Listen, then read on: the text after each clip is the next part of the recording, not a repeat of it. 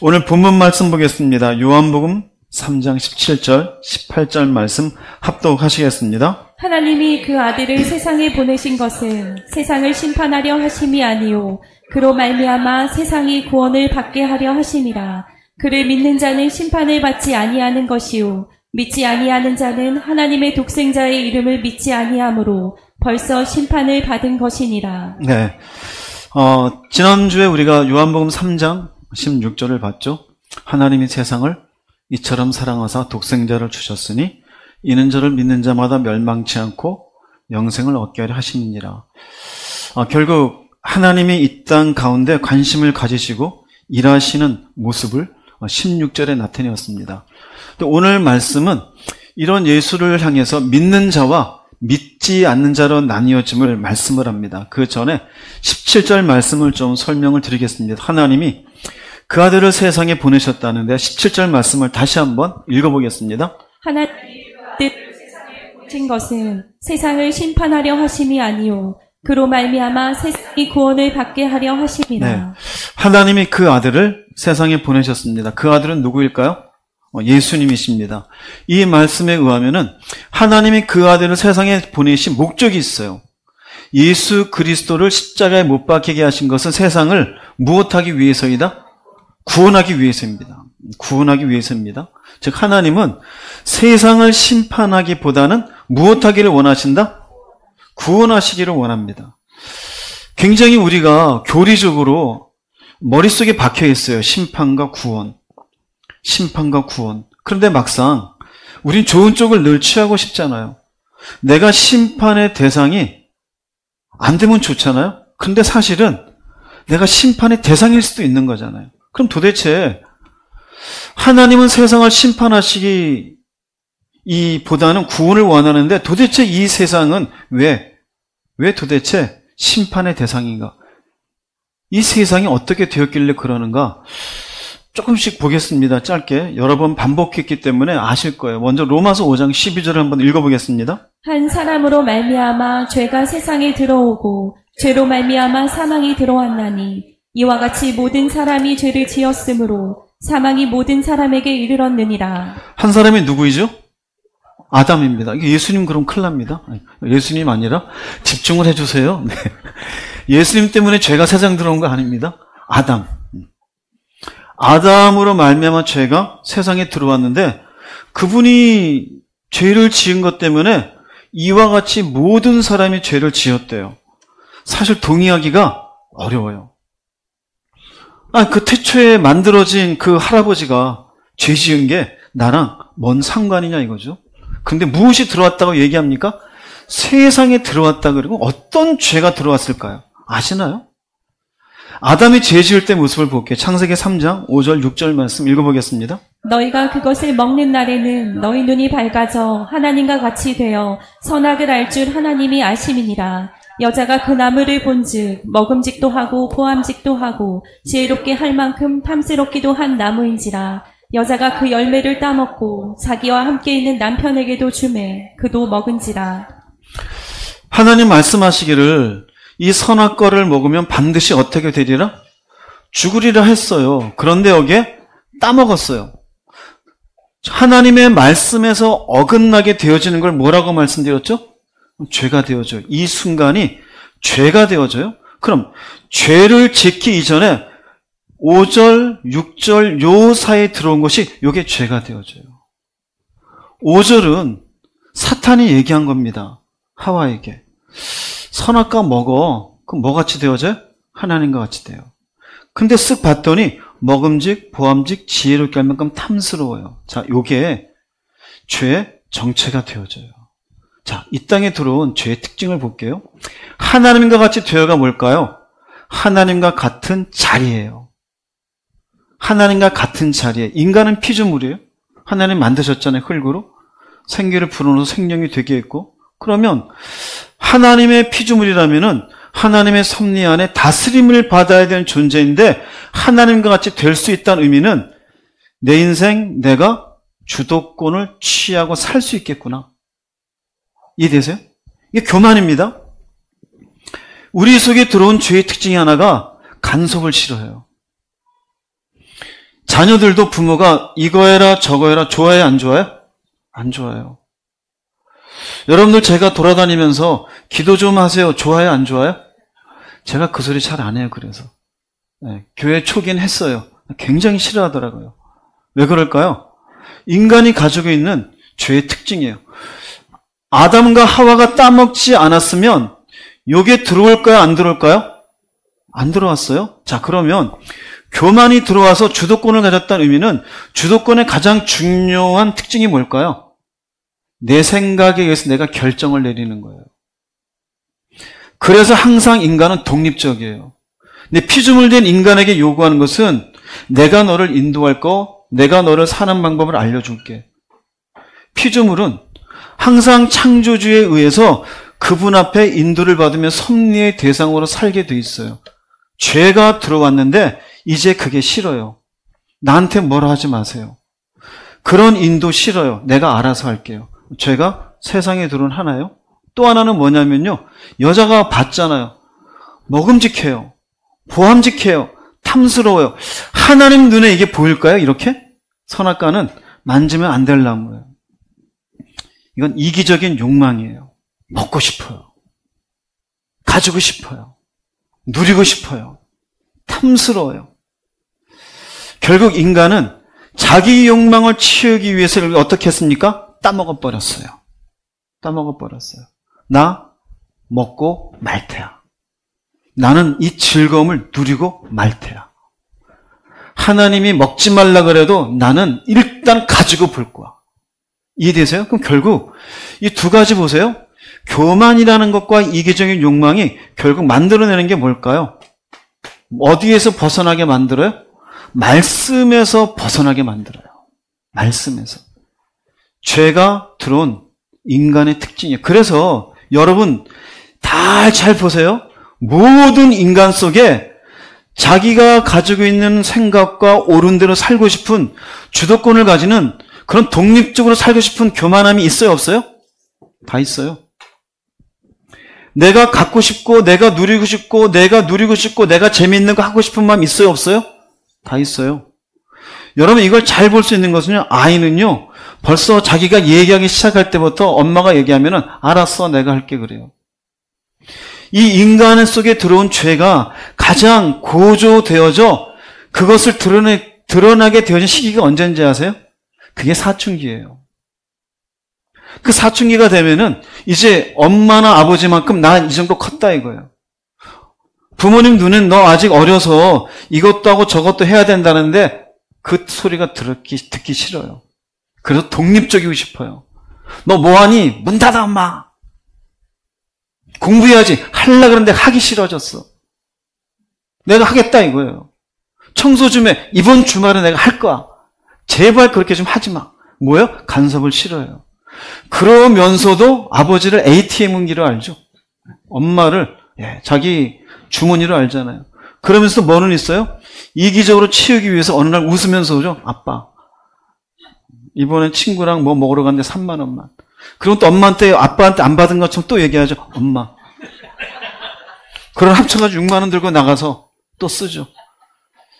누구한테 또 이렇게 또 용돈을 받았어요. 10만 원, 20만 원, 뭐 할머니, 할아버지한테 말 안 하죠. 딱 쓰고 나중에 엄마가 너 받았더니 그 돈 어쨌어?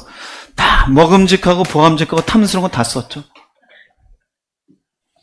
죄성이 있어요, 없어요? 그게 우리 모습이에요. 어른이 되면 그거 없어집니까? 그거를 커버를 해요. 그럴싸하게 포장을 해요. 그리고 어디에서 벗어나요? 말씀에서 벗어나요. 하나님의 간섭도 싫고 내가 하고 싶은 거 하겠다 이거예요. 로마서 1장 21절 22절 읽어보겠습니다. 사람들은 하나님을 알면서도 하나님께 영광을 돌리지도 않았고 하나님께 감사하지도 않았습니다. 오히려 사람들은 헛된 것을 생각했으며 그들의 어리석은 마음은 어둠으로 가득 찼습니다. 사람들은 자기들이 지혜롭다고 생각하지만 사실은 어리석습니다. 네, 세상에 들어온 죄의 영향, 죄의 특징은 두 가지였어요. 교만해요. 하나님과 같은 자리. 하나는 욕심이에요. 이기적인 욕심. 자, 이게 딱 두 가지가 나와요. 21절의 말씀은 무슨 말이냐면요. 하나님을 무시하는 거예요. 영광이고 뭐고 내가 영광 받고 싶지. 자기가 했던 것을 가지고 내 생각도 옳다고 생각해요. 근데 그건 어리석은 건데 자기가 어둠 속에 있다 생각 못해요. 자기 중심적인 삶으로 살아가요. 이기적이에요. 근데 22절에 의하면요, 이런 자기들이 하나님께 영광도 돌리지 않고 자기 중심적으로 사는 게 무슨 영향이에요? 죄가 세상에 들어와서 그 죄에 의해서 내가 영향받은 건데 사람들은 뭐라고 생각해요? 지혜롭다고 생각해요. 그런데 뭐예요? 사실은 뭡니까? 어리석어요. 왜 어리석을까요? 결국 이게 심판받을 근본 이유이기 때문이에요. 자, 여러분에게 묻겠습니다. 이 말씀에 의한다면은 결국 세상에 들어온 죄로 인해서 나도 영향을 받은 사람입니까? 안 받은 사람입니까? 받은 것 같죠. 그 영향권 아래 계속 있으면 심판이겠습니까? 구원이겠습니까? 대답이 작아지네요. 심판이겠습니까? 구원이겠습니까?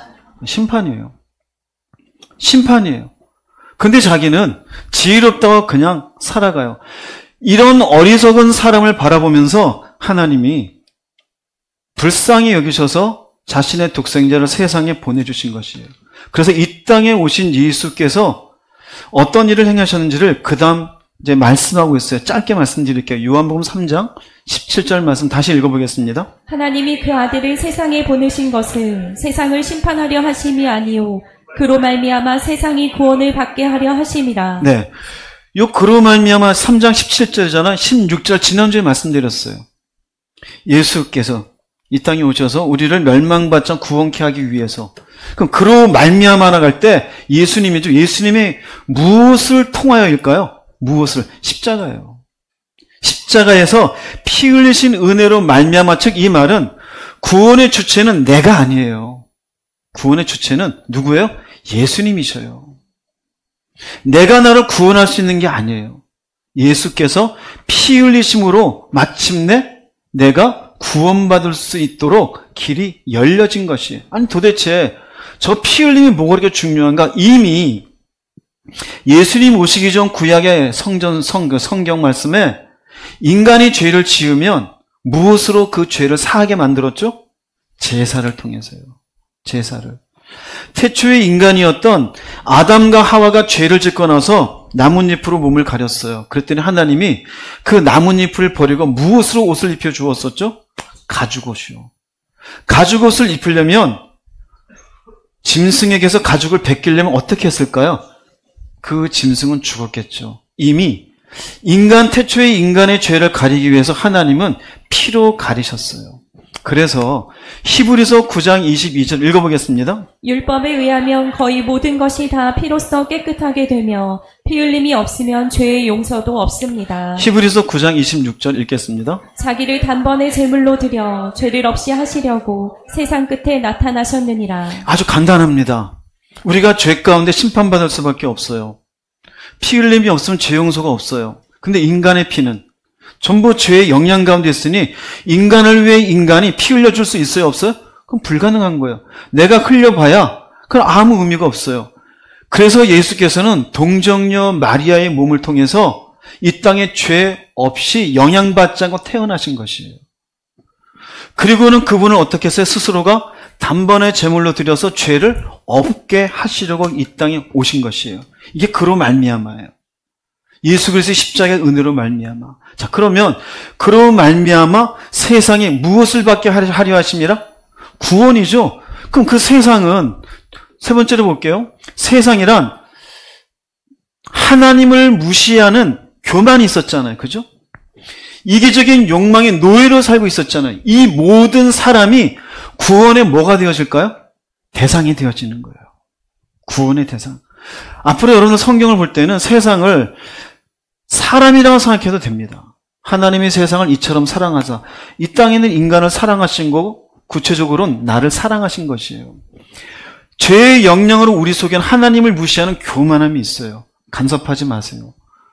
자기 욕망에 끌려다니고 있는 모든 사람을 살리시고 싶은 것이 구원의 대상이에요. 근데 구원을 받게 하려 하심이라 이 말의 의미는 심판을 받아 멸망한 상태에서 어떻게 하기를 원하신다? 건짐받게 하시기를 원하신다. 지금 이 내용이 요한복음 3장 17절을 제가 지금 쭉 여기까지 얘기한 거예요. 도대체 그분이 이 땅에 세상에 왜 왔는가? 심판한다고? 왜 세상이 심판받아야 되는가? 죄의 영향 속에 있으니. 이 땅에 있는 모든 인간이 하나님을 무시하는 교만함과 이기적인 욕망 속에 살 수밖에 없는 죄성 속에 갇혀있는 인간이에요. 그대로 살게 되어지면 그냥 심판이에요. 그런데 예수께서 오셔서 우리 죄를 위해서 죽으시고 마침내 우리 죄를 해결해 주셨어요. 자, 그럼 여기에서 두 가지가 나옵니다. 하나는 심판이고 하나는 구원이에요. 그럼 이제 다시 한번 물어볼게요. 구원받기를 원하십니까? 심판받기를 원하십니까? 대답이 크시죠? 자, 그 다음 예수님은 요한복음 18장 넘어가면서 구원받기를 원하는 사람에게 두 가지를 얘기합니다. 하나님의 관점에서 두 가지 인간이 있어요. 하나는 믿는 자, 하나는 믿지 않는 자예요. 그럼 여기까지만 얘기하면 안심이다. 나는 믿으니까. 한번 보겠습니다. 믿는 사람과 믿지 않는 사람인데 첫 번째는 그를 믿는 사람이에요. 요한복음 3장 18절 말씀 읽어보겠습니다. 그를 믿는 자는 심판을 받지 아니하는 것이요 믿지 아니하는 자는 하나님의 독생자의 이름을 믿지 아니하므로 벌써 심판을 받은 것이니라. 네, 믿는 자는 심판을 받아요, 안 받아요? 굉장히 어렵습니까? 네. 자, 다시 물어볼게요. 믿는 자는 심판을 받아요, 안 받아요? 안 받죠? 믿는 분 아멘 해보세요. 좋죠? 자, 볼게요. 믿는 게 뭔지. 믿는 자는 호피스티온이라 그래요. 믿다라는 동사가 있어요. 피스티온. 여기에 현재 분사형이에요. 믿는 자가 되어집니다. 이게 무슨 말이냐면요. 분사라는 것은요, 현재 일어나는 동작을 진행형이나 형용사로 표현하는 형태예요. 영어 예전에 중학교 2학년 생각해 보세요. 지금 일어나는 동작을 동사로 표현하면은 내가 걷고 있다. I am walking on the street. 난 길을 걷고 있어요. 지금 걷고 있는 모습을 표현하고 있는 거죠. 형용사로 사용하는 것은 애가 울고 있어요. 울고 있는 아이를 cry는 동사예요. ing를 붙이면 crying baby가 되어져요. 무슨 말씀이냐면요. 진행형이나 형용사든 중요한 것은 현재 뭐하는 동작에 일어나고 있는 동작이에요. 자, 그럼 보세요. 믿는 자라는 게 과거일까요? 현재일까요? 분사는 그런 의미가 있는 거예요. 현재예요. 즉 무슨 말이냐면요. 현재 믿음을 가지고 살아가는 사람이 심판받지 않아요. 믿었던 사람이 아닙니다. 현재 믿음을 가지고 살아가는 사람이, 즉 단순히 한순간 믿었던 사람이 아니라 지금도 믿음으로 살아가는 사람을 의미합니다. 굉장히 중요해요. 기독교 신앙에서 많은 교인들이 착각을 하고 있어요. 나 믿어. 그게 우리 속에 어떤 걸로 오냐면요. 편해요. 믿는다라는 그 동의 하나로 내 모든 구원이 완결되었다고 생각할 수 있으니까요. 그런데 성경을 보면은 그렇지가 않아요. 믿는다는 의미는 점으로 끝나는 것이 아니라 선으로 연결되어져요. 믿어? 그러면 믿고 있는 사람으로 살아가고 있는 것이에요. 물론 우리가 어느 한 지점은 필요해요. 믿는 순간은 반드시 필요해요. 요한복음 1장 12절 말씀이 그래요. 읽어보겠습니다. 영접하는 자, 곧 그 이름을 믿는 자들에게는 하나님의 자녀가 되는 권세를 주셨으니. 네, 이 말씀은 예수님의 십자가의 은혜를 믿음으로 받아들이는 순간이에요. 받아들인 거예요. 영접하는 것. 그건 한순간이에요. 그러나 성경을 보면 내가 한순간 예수를 믿습니다. 딱 끝입니까? 그 동의를 받기 위해서 예수님이 이 땅에 오신 걸까요? 그 동의를 받기 위해서? 인정을 이 땅의 피조물에게 어떤 피조물에게도 인정받지 못했기 때문에 인정 욕구를 충족시키기 위해서 예수님이 십자가에 오신 거예요? 인정만 하면 내가 다 하나님의 자녀로 삼아주겠다고? 절대 그렇지 않아요. 이런 말씀도 있어요. 마태복음 7장 18절 20절 읽어보겠습니다. 좋은 나무가 나쁜 열매를 맺을 수 없고 못된 나무가 아름다운 열매를 맺을 수 없느니라. 아름다운 열매를 맺지 아니하는 나무마다 찍혀 불에 던져지느니라. 이러므로 그들의 열매로 그들을 알리라. 열매로 나무를 알아요. 그죠? 열매로 나무를. 좋은 나무가 있고 못된 나무가 있습니다. 좋은 나무는 아름다운 열매를, 좋은 열매를 맺어요. 이 말의 의미는 뭘까? 열매를 맺는다는 의미는. 믿었어요? 고백으로 끝나지 않는 거예요. 삶 속에 믿음으로 사니 열매로 나타나는 거예요. 그럼 이 말씀에 의하면 믿음으로 사는 사람의 결국 심판에 이르지 않냐는 거예요.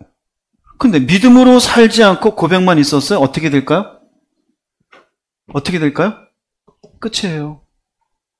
즉 믿는 자는 심판을 받지 아니하는 이에 현재 분사형으로 쓰여졌다는 의미는 과거가 중요한 것이 아니라 현재에도 믿음으로 살고 있느냐를 얘기해요.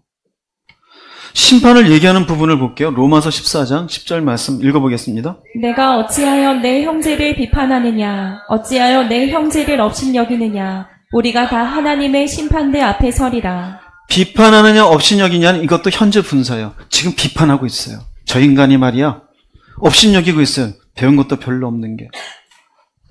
그럼 이게 무슨 말일까요? 믿음으로 사는 걸까요? 믿음으로 사는 게 아니잖아요. 그럼 어떻게 돼요? 하나님의 심판대 앞에 서리라. 즉 이 말은 왜 믿음으로 살지 못하느냐. 믿음으로 살고 있지 못하면 하나님의 심판대 앞에 서리라 그러니 심판일까요? 구원일까요? 여러분 굉장히 어렵습니까? 심판일까요? 구원일까요? 심판이에요. 제가 어려운 거 얘기 안 했잖아요. 그렇죠? 또 한 군데 가볼게요.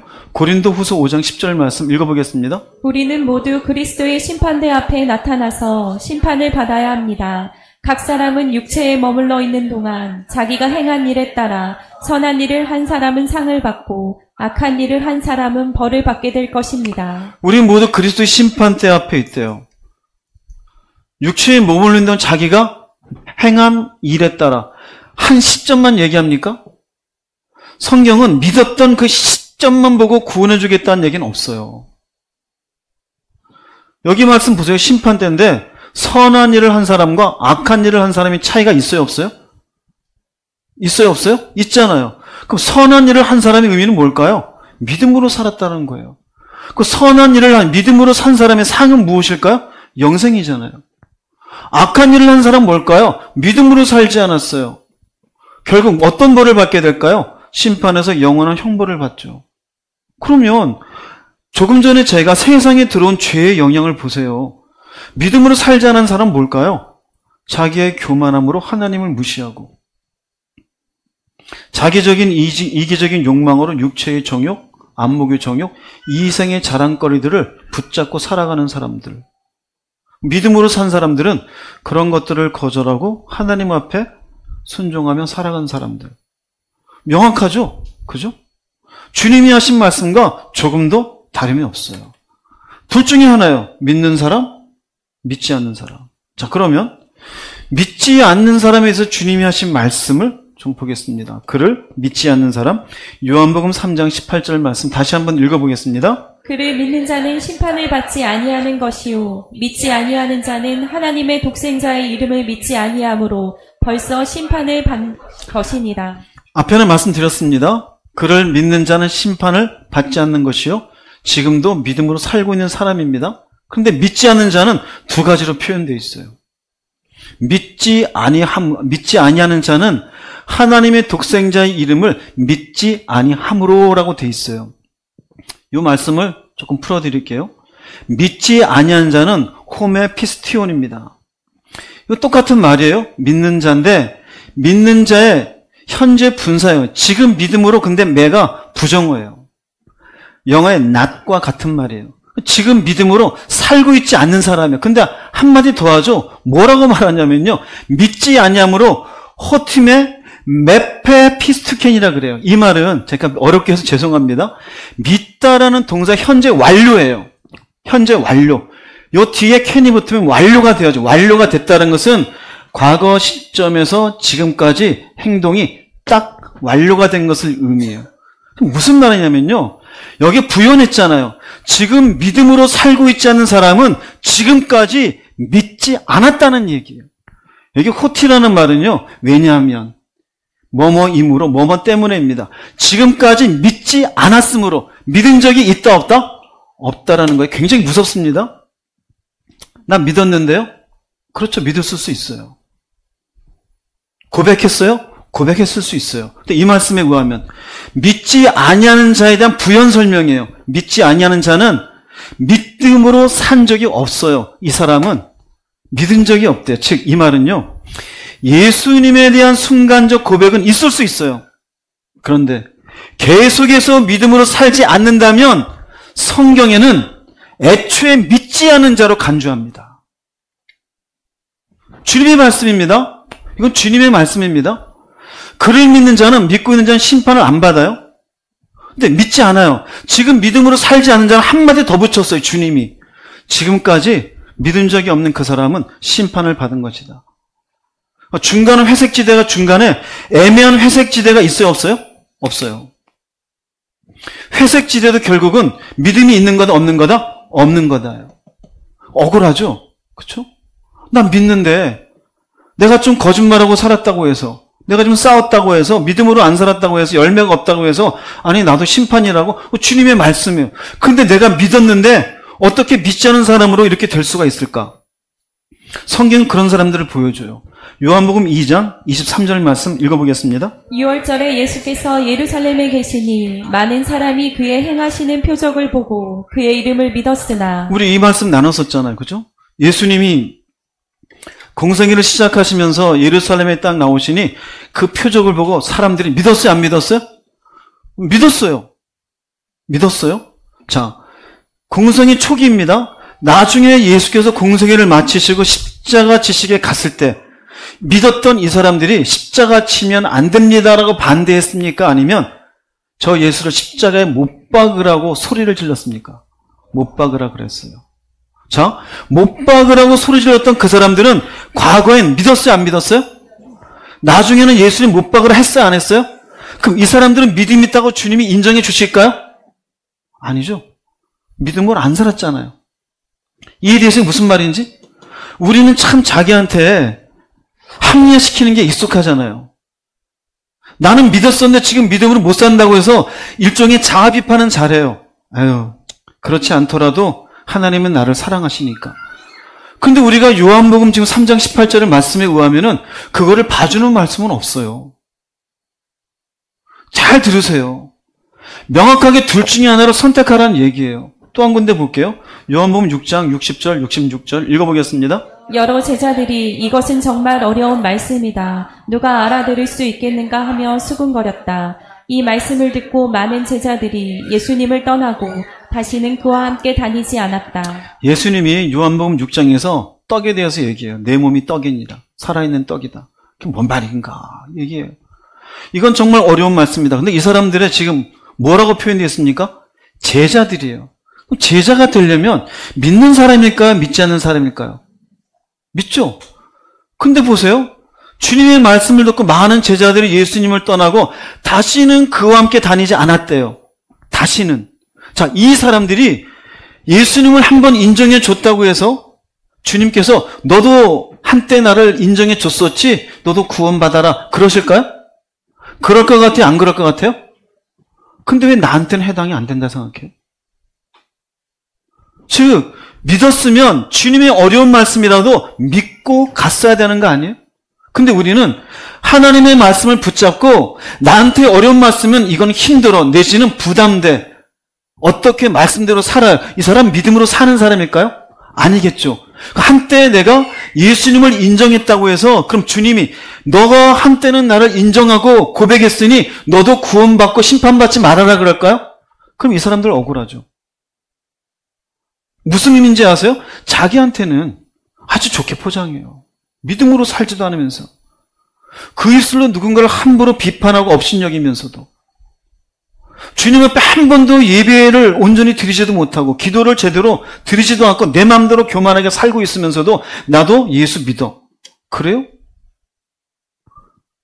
당신은 예수를 정말 잘 붙잡고 가요? 믿고 있는 사람입니까? 믿지 않는 사람입니까? 그래서 주님이 이런 말씀이에요. 도장과 같은 말씀이에요. 마태복음 7장 21절 23절 읽어보겠습니다. 나더러 주여 주여 하는 자마다 다 천국에 들어갈 것이 아니요 다만 하늘에 계신 내 아버지의 뜻대로 행하는 자라야 들어가리라.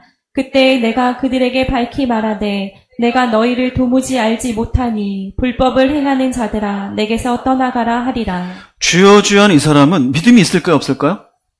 있잖아요. 점점 소리가 작아지세요. 그래서 22절에 뭐라고 나왔냐면 주여주하는 자들이 우리가 주의 이름으로 선지자 노릇을 했습니다. 귀신도 쫓았습니다. 능력도 행했습니다. 우리 모릅니까? 그때 하시는 말씀에 나 너희를 모른다. 주여 주여 하고 선지자 노릇했는데요. 이게 무슨 말이에요? 오늘 요한복음 3장 18절에 있는 것처럼 완료형이에요. 과거에 믿었어도 믿지 아니하는 자는 그 믿음도 없는 걸로 간주하셔요. 그래서 뭐라 그래요? 내가 너희를 알지 못한다. 왜 그럴까요? 아버지의 뜻대로 행하는 그 믿음을 가지고 살아가는 현재형의 삶이 없었던 거예요. 그러니 뭐만 행했어요? 죄의 영향을 받은 교만한 인생을, 이기적인 인생을 그냥 살고 입으로는 주여 주여 했어요. 하나님이 주신 은혜는 있으니 교회에서 봉사도 하고 선지자 노릇도 했어요. 믿음 좋은 권사님인 줄 알았어요. 근데 주님은 뭐라 그래요? 나 너 모른다. 아니 제가 주님 믿었었는데요. 믿음으로 살지 않았어요. 이게 뭐예요? 그를 믿지 않는 사람이에요. 도장과 같죠? 그죠? 여러분 스스로 포장하던 내가 믿음으로 살지 않아도 하나님은 나를 사랑하시니까 괜찮아. 지우세요. 지우개로. 여기서 주님은 여러분처럼 억울한 표정들이 많으시잖아요. 아니 나 믿었었는데 왜 내가 심판받아야 돼? 내가 좀 믿음으로 살지 않았어. 나를 용서해 주는 게 좋지 않아? 내가 세상 사느라고 아버지의 역할을 감당하느라고 아니면 내가 직장생활 하느라고 좀 내가 못 살았는데 뭐 그것 때문에 내가 꼭 심판받아야 돼. 그럴 수 있잖아요. 그런 분들에게 주님이 조금 더 들어가요. 믿음으로 살지 않은 사람들의 그 속에 구체적인 내면의 영적인 병이 뭔지를 알려줘요. 그게 심판의 근거예요. 억울해할 사람들에게. 그것이 주님이 말씀하신 요한복음 3장 19절에 한번 읽어보겠습니다. 심판의 근거는 빛이 세상에 왔으나 사람들이 자기들의 행위가 악함으로 빛보다 어둠을 더 사랑한 바로 그것이다. 네, 믿지 않는 자, 믿음은 가진 것 같으나 믿음으로 살지 않았던 사람들에게 한마디 더해요. 심판의 근거, 그 뿌리가 어디에 있느냐? 심판하게 된 기준이 어디 있냐면요. 결국 빛이 세상에 왔는데 사람들이 자기들의 행위가 악함으로 빛보다 어둠을 더 사랑했대요. 빛보다 어둠을. 그럼 여기에 빛은 무엇일까요? 빛은 예수 그리스도입니다. 예수님이 스스로에게 말씀했어요. 내가 곧 길이요 진리요 생명이다. 예수님은 하나님께로 인도하는 길이에요. 예수님의 말씀은 그 길을 가는 사람들에게 필요한 말씀이에요. 그 길을 가게 되면 주어지는 것이 생명이에요. 어둠은 뭘까요? 하나님 없이 살아가는 삶 전체를 얘기해요. 그럼 반대로 보면 돼요. 하나님께로 가는 길이 아니라 자기 죄성의 길이에요. 욕망의 길. 하나님을 무시하는 길. 자기 중심적 사고지 진리는 무시해요. 다는 아니겠죠? 그런데 사람마다 각자 무시한 영역은 각각 있어요. 그 길 끝은 뭘까요? 죽음이에요. 죽음이에요. 자, 그러면 사람들이 심판의 근거입니다. 심판의 근거는 사실 무엇 때문에 심판받아요? 사랑이란 것 때문에 그래요. 사랑이란 것 때문에. 무엇을 무엇보다 더 사랑한 겁니까? 빛보다 어둠을 더 사랑했어요. 빛은 즉 내가 길을, 진리를, 생명을, 이 길을 사랑해야 되는데 죄의 길을, 자기 중심적 사고를, 죽음을 향한 길을 더 사랑했다는 것을. 이것을 여러분들에게 편하게 말씀드려 볼게요. 이 말의 의미는 하나는 이겁니다. 믿음으로 살지 않는 사람이 심판받는 이유는요, 자기 중심적인 죄의 길을 무엇보다 우선해요? 진리의 길보다 우선해서 선택했기 때문이에요. 사랑한다는 것은 선택이에요. 우선순위예요. 처음에 왜 세상이 심판을 받아야 될까를 말씀드렸죠. 그죠? 인간에게 들어온, 아담과 하와를 통해서 들어온 죄의 그 특징이 나왔잖아요. 교만함, 이기적인 욕심. 보세요. 이 사람은 결국 뭐냐면 믿음은 있었는지 모르지만 무엇을 더 사랑했어요? 자기의 이기적인 하와 같은 마음이에요. 먹음직, 보암직, 지혜롭게 할 만큼 탐스러워요. 결국 그 욕망이 더 사랑하기 때문에 하나님의 심판을 받는 거예요. 이해되세요? 무슨 말인지? 그래서 성경은 끊임없이 주 너희 하나님을 사랑하라. 어떻게 사랑하래요? 마음을 다하고 뜻을 다하여 목숨을 다해서. 이건 성경 전체에 지울 수 없는 거예요. 그러면 예수를 믿는 사람은 사랑하지 않아도 돼요? 예수님도 얘기했어요. 율법을 두 가지로 나누면 하나님을 사랑하라고. 근데 우린 희한하죠? 자기가 믿음으로 살지 않는데 사실은 진리보다 자기가 하고 싶은 욕망과 자기의 사고를 더 우선하고 살고 있는 거. 이걸 더 사랑하는데 자기는 심판의 대상이 아니래. 그 주님이 얘기하신 거예요. 심판의 근거는 빛보다 어둠을 더 사랑했기 때문이다. 여기서 주님이 한 걸음 더 나아가요. 왜 빛보다 어둠을 더 사랑했을까? 인간이 변명할 수 없게 만들어요. 앞에 있어요. 이게 하나의 이유라면요. 이유의 또 다른 이유에 중의적인 이유를 얘기해 줘요. 자기들의 행위가 악함으로. 행위가 뭐냐면요. 여기 행위는 에르가라는데 삶의 방식이에요. 지속적인 삶에 대한 삶의 습관들이에요. 어려서부터 예수 믿기 전까지. 내 나름대로 인생을 성취하고 인간관계를 맺고 재미있고 뭐하는 세상에서 얻게 되어진 삶의 방식이 몸에 배어져 있는 지속적인 습관. 근데 어때요? 자기들의 행위가 악함으로. 이 의미는요. 사람들이 죄된 삶의 방식을 붙잡고 있기 때문이라는 거예요. 자기에게 지속적으로 세상으로부터 공급받은 이렇게 살아도 괜찮아 라고 하는 것이 내 속에 이건 악하잖아요. 세상의 삶의 방식과 지속적으로 죄 가운데 영향을 받은 그 삶의 방식은 세상이 죄에 오염되었으니. 근데 이것을 뭐예요? 붙잡고 있는 것이에요. 이 의미는요. 사람들이 익숙한 삶의 방식을 더 좋아하는 거예요. 그래서 무엇을 거부해요? 진리를 거부해요. 믿음은 있대요. 믿음은 예수 그리스도께서 이 땅에 오셔서 이제 죄를 위해 죽었는데 죄에 영향받은 이 땅에 익숙한 삶의 방식이 더 좋대요. 그럼 이 사람이 믿음이 있는 사람이 없는 사람이에요? 그래서 심판하신다는 거예요. 하나님을 사랑하는 말이 굉장히 어려운 것 같죠. 근데 참 믿음이 들어오면 사랑이란 말이 어렵지 않게 되어져요. 선택의 1순위가 되어져요. 감정적으로 사랑해요, 사랑해요가 아니라.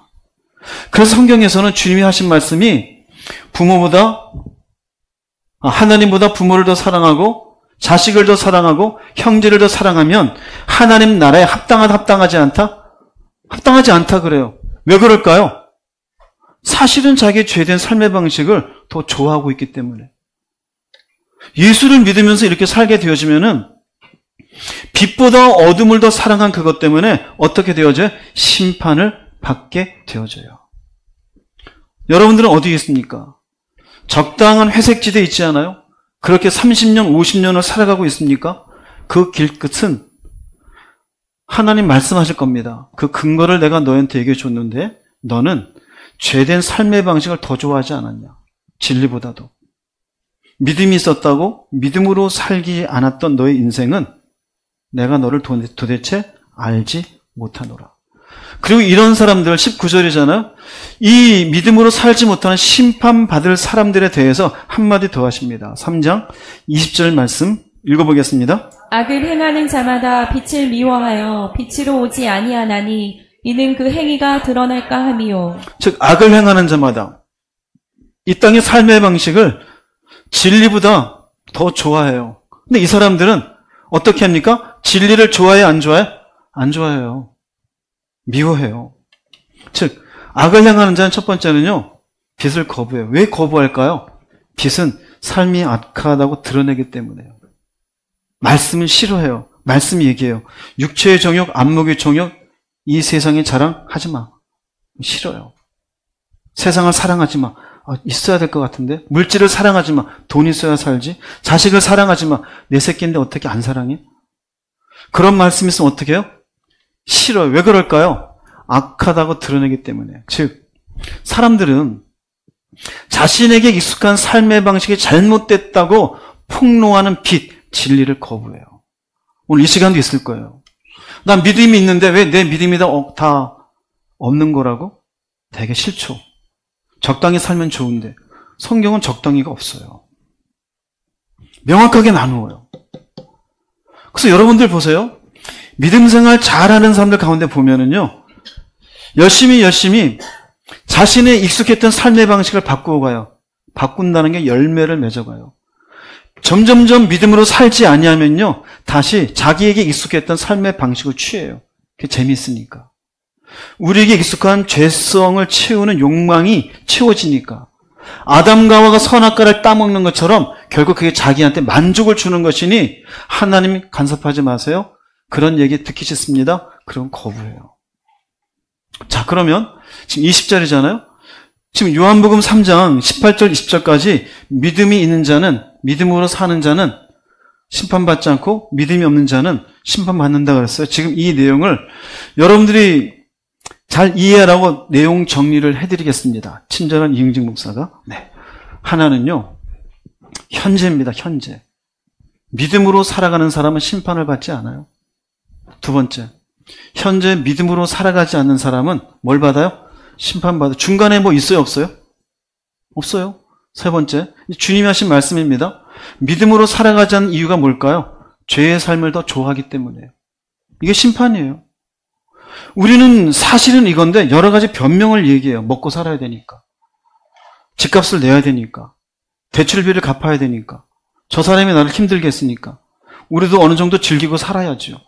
심지어는 신학적으로 하나님이 나를 사랑하니까 내 죄도 사랑하실 거라고. 성경에 얘기해 보세요. 그게 어디 있는지. 죄에서 떠나는 걸 기뻐하시지 죄의 삶을 즐기는 걸 기뻐하셔요? 그렇지 않아요. 하나님의 사랑이 증명되는, 어떻게 증명되는지 보여줄까요? 죄의 삶을 즐기는데도 여러분 안 죽고 있는 거 사랑하시는 거예요. 기회를 계속 주시는 거예요. 자녀가 계속 잘못해요. 아버지나 어머니가 말을 안 하고 이렇게 지켜보고 있어요. 그거 사랑이에요. 근데 자녀가 이렇게 계속 잘못을 저지르고 살아도 괜찮구나 생각하면 바보인 거예요. 우린 그렇지 않습니까? 사실은 죄의 삶을 더 좋아하기 때문에 믿음으로 살아가지 않는데 어느 한순간 나는 믿음을 가졌던 사람이다로 그냥 만족하고 살아요. 오늘 주님의 말씀에 의하면 심판의 대상이 되어져요. 네 번째는요. 믿음으로 가지 않는 사람의 내면적인 것은 예수님을 미워하고 거부해 결국. 나는 거부하지 않는데요. 사실은 진리를 싫어해요. 그 진리를 왜 싫어요? 내 삶이 잘못됐다고 책망하니까. 내 삶이 잘못됐다고 책망하니까. 저희 교회 설교에 쇼츠가 올라가는 걸로 알고 있어요. 제가 일일이 보지는 않는데 누가 그러더라고요. 거기에 막 이상한 말도 많아요. 싫겠죠. 싫겠죠. 여러분들이 기존 교회 가면은 예수 한번 믿으면 전부 구원이라 그럴 거예요. 그러나 성경에 의하면 그렇지 않아요. 예수 한번 믿고 진리는 싫어하고 내가 좋아하는 죄의 삶을 더 좋아하고 살아가도 구원이라면 예수님 피값이 얼마나 억울할까요? 그죠? 얼마나 억울하겠어요. 사실은 이래서 그래요. 이게 심판의 근거입니다. 여러분은 믿음으로 살아가는 사람입니까? 믿음으로 살아가지 않는 사람입니까? 아무리 여러 가지 변명을 대어도 결국은 내 속에 들어온, 세상 속에 들어온 죄의 영향으로 내가 하고 싶은 대로 인생을 살고 싶기 때문입니다. 주님이 여기까지 말씀을 하셔요. 그러면서 성경 말씀 참 정확합니다. 그럼 믿음으로 사는 사람은 어떻게 사는 사람인데요? 믿음으로 사는 사람은 진리를 따르는 사람인 것을 말씀해 주어요. 요한복음 3장 21절 말씀 읽어보겠습니다. 진리를 따르는 자는 빛으로 오나니 이는 그 행위가 하나님 안에서 행한 것임을 나타내려 함이라 하시니라. 명확하죠? 진리를 따르는 자 빛으로 그의 행위가 하나님 안에서 행한 것임을. 믿음으로 사는 사람, 즉 진리를 따르는 사람은요 믿음으로 살아가는 사람이에요. 3장 18절에 있는 사람. 그죠? 현재적으로. 그럼 이게 무슨 말일까요? 말씀을 기준 삼아서 살아가는 사람이에요. 물어볼게요. 말씀을 기준 삼아서 살아가려면 불편할까요? 불편하지 않을까요? 불편해요. 불편함을 감수하고 사는 게 믿음이에요. 할 말 다 하고 사는 게 아니에요. 하고 싶은 걸 다 하고 사는 게 아니에요. 불편하고 손해가 있어도 말씀을 기준 삼아서 참고 견디고 살아가는 그 사람이 진리를 따르는 자 기준 삼아서 살아가는 사람이에요. 그럼 빛으로 오나니라는 의미는요, 이 빛 가운데, 진리의 빛 가운데 기꺼이 자기 행위를 숨기지 않아요. 믿음으로 사는 사람은 진리가 오히려 자기에게 비추는 걸 기뻐해요. 믿음으로 살지 않는 사람은 지적하고 간섭하는 걸 싫어해요. 이 차이예요. 자, 빛으로 오는데 진리 앞에 기꺼이 드러낸다는 의미는요, 결국 말씀 앞에 내가 더욱더 정결해지고 싶어요. 이 죄로 오염받은 내 내면을 더욱더 주님을 닮아가는 마음으로 만들고 싶어요. 그래서 말씀이 나를 지적하면 예, 그렇게 해보겠습니다. 예, 이렇게 해보겠습니다. 그 사람이 자기의 행위를 진리 앞에 기꺼이 드러내는 사람이에요. 왜 그러냐? 하나님 안에서 행한 것임을 나타내려 한대요. 하나님 안에서 행한 것, 즉 내가 이렇게 진리를 기준 삼으며 진리가 기꺼이 나를 폭로하고 드러내는 것도 결국 그분과의 올바른 관계 안에서 은혜로 인해서 내가 그렇게 이루어진 상태임을 하나님 앞에, 사람 앞에 보여주고 사는 삶이에요. 즉 자신의 삶은 하나님의 은혜 가운데 살아가는 것을 보여주는 사람이에요. 자, 이 말씀 요한복음 3장 21절에 이 말씀을 딱 한마디로 정리하면 이와 같아요. 믿음으로 사는 사람은 진리 앞에 정직해요. 정직하다는 의미는 나에게 순종하지 않는다라는 걸림이 있으면 예, 저에게 은혜 베푸셔서 순종할 수 있는 사람이 되십시오. 온유는 절제라 그랬죠. 내가 절제하지 못하는 사람입니다. 그걸 깨달았으면 말씀이 주었으면 정직해요. 하나님 은혜 주십시오. 온유한 사람이 될 수 있도록, 겸손한 사람이 되시도록. 하나님 내가 참지를 못합니다. 하나님 은혜 베풀어 주십시오. 결국 이 말이에요. 하나님이 은혜 베푸셔서 결국 내 안에서 일하신 결과에 의해서 내가 순종하는 사람, 온유한 사람, 겸손한 사람, 오래 참아가는 사람으로 나타나게 되어져요. 이게 어떤 사람이에요? 믿음으로 사는 사람, 진리를 따르며 빛으로 나오는 사람이에요. 그런데 조금 전에 말씀 보세요. 20절의 말씀, 20절, 19절, 20절. 믿음으로 살지 않는 사람은 빛으로 와요? 안 와요? 안 와요. 말씀이 나한테 지적하는 것 거절해요. 누구하고 닮았어요? 아담하고 닮았잖아요. 먹으면 죽는다는데 싫대요. 자기의 욕망을 참지를 못해요. 욕망을 터뜨리든지 욕망을 어떻게든지 채워요. 그게 믿음 있는 사람일까요? 명확하죠? 그죠? 믿는 사람과 믿지 않는 사람. 여러분은 어떤 사람입니까?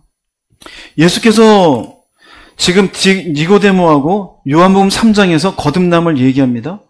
그럼 거듭남을 얘기하다가 예수께서 이 땅에 오신 이유를 이야기하고 심판이 아닌 구원을 얘기합니다. 근데 구원이라는 거에서 인간은 결국 둘 중에 하나라는 거예요. 믿는 자와 믿지 않는 자. 그러면 여러분 들었을 때 믿음으로 산다라는 게 이렇게 진리 앞에 나를 참아내고 나를 그 앞에 꺾어내는 작업이 쉽겠어요? 어렵겠어요? 어렵지 않아요. 그래서 좁은 문으로 들어가기를 힘쓰라는 거예요. 예수가 나를 위해 죽은 것을 인정만 하는 건 얼마나 넓은 문일까요?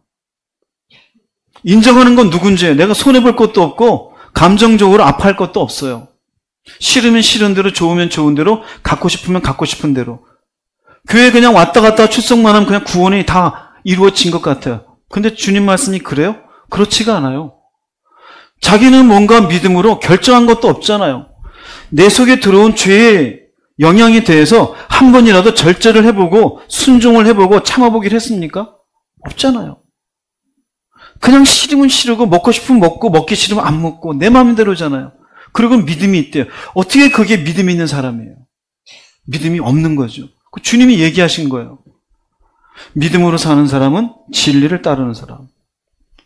믿음이 없는 사람은 지금도 믿지 않고 살아가는 사람.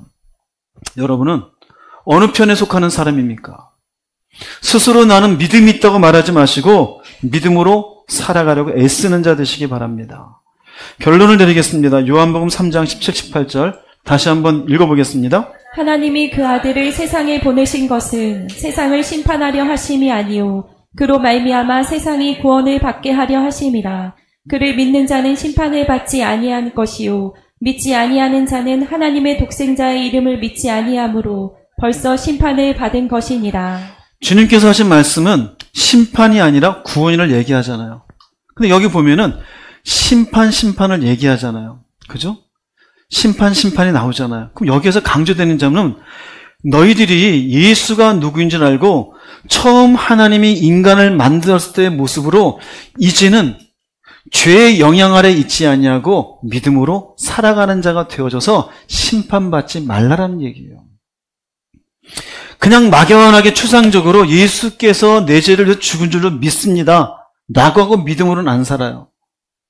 단지 그거를 위해서 예수님 오신 겁니까? 천지 만물을 지으시고 이 만물의 모든 질서를 세우신 하나님이 여전히 내가 누군가를 미워하고 내 욕망을 채우고 하나님의 말씀을 거부하고 살아도 예수만 믿으면 구원받은 인간으로 인정해 주도록 오셨을까요? 아니겠죠.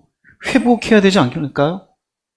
죄 때문에 무너지고 죄 때문에 망가진 이 인간들을 회복해야 되지 않을까요? 최소한 그러면 내가 사는 동안 회복된 인간으로 산다는 게 뭘까요?